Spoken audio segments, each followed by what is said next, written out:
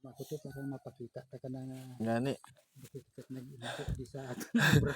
Gani man. Sige lang. Ana mata naka Dios dinoy. Mm. Kag sincero matay bibi. Ako mga first time ko dyan nga kabo. Masunod la tatay ka akwan. Pagpublish na kakarbaw, first time ko na to. Mm. Pagpublish na ko dyan lupa, nga duha lang katin, tama ka unit. So sige, ginakuan mo na ko, ginabidyo mo na ko. Video onte ka, sige. Video mo na. The same portion of the Bible that I read a while ago, sa isa ka portion ka lupa, movie, I will only repeat reading this passage, Psalm 127 verses 1 and 2. Except the Lord build the house, they labor in vain that build it. Except the Lord keep the city, the watchman walketh but in vain. It is vain for you to rise up early, to sit up late, to eat the bread of sorrows, for so he giveth his beloved sleep. Except the Lord build the house, meaning, isa lang ka mensahe gid, no? Kamsan ano ta pagpaningwa, bakas pulaw bugtaw, kun hindi ka Dios kuno pag that grant ang aton desire. Why kita mahimo kay pwede maka Dios kuhaon aton kabuhi anytime. So but to me personally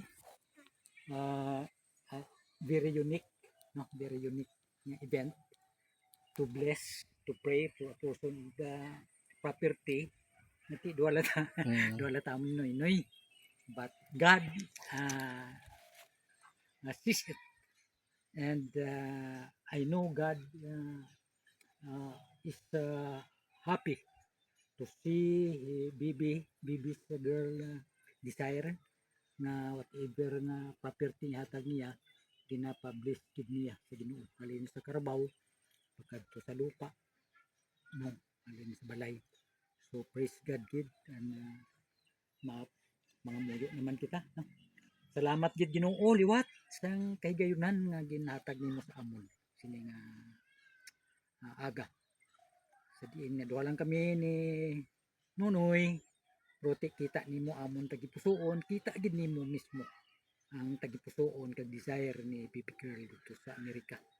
Sa nagapasalamat sa mga properties nga ginhatag nimo sa iya, kag hindi lamang nga nagapasalamat kundi nga gintugyan niya sa imo kag ginapabless niya kag salamat sa privilege nga ginhatag nimo sa imo. Gani kun ano man ang plano ni Bibi sa sini nga portion sa lupa kabay nga mangin sa imo gid kabubuton kag sa imo gid ka himaya kag kadayawan. Gani sini nga aga ginatugyan ko gid ining portion iko kamaan kun halin diin pagkadto didto kun diin, pero ikaw Ginoo na kay balugid nga ini nga portion ka lupa ginapanag-iya ni Bibi Girl Kosik. Salamat gid sa pagpabugana nimo. Pabugna pagid ang pangabuhi. Hatag pagid sindamo nga desire labi na gid sa pagbulig sa imo nga buhaton Ginoo. Salamat gid bilang pastor sa Ron Baptist Church Kabingawan. Salamat nga nangin kabahin gid kami ako sa kabuhi sa mga plano desire ni Bibi.